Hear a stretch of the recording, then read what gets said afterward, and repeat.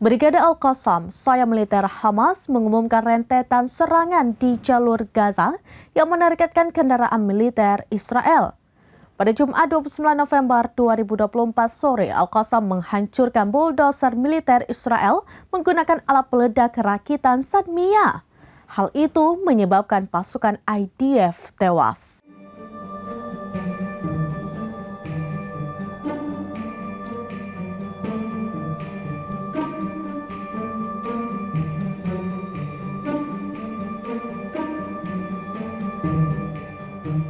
Pada Sabtu 30 November pagi, Al-Qassam menghancurkan sebuah tank Merkava menggunakan alat peledak Syawas di daerah Safatwi. Mengutip Al-Mayadin, dilaporkan Al-Qassam menghantam tank Merkava lainnya dengan rudal Yasin 105 di dekat kamp pengungsi Al-Nusairat. Dikabarkan beberapa tentara yang terluka kemudian diserang dengan peluru RPG. Selain itu, 2 tank Merkava juga dihancurkan di Rafah dengan 2 RPG anti-tank. Militer Israel mengklaim seorang komandan peleton tewas selama pertempuran di Gaza. Sementara itu, Hamas mendesak pembentukan komisi internasional untuk menyelidiki penggunaan senjata yang dilarang oleh pasukan Israel di Gaza Utara.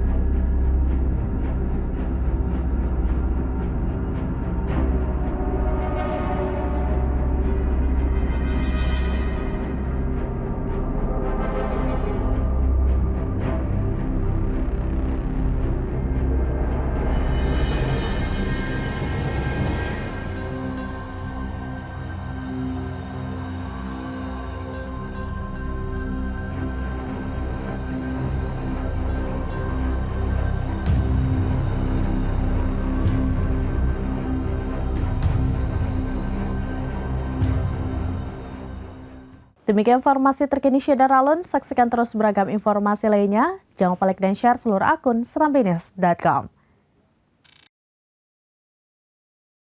Download Tribun X sekarang. Menghadirkan lokal menjadi Indonesia.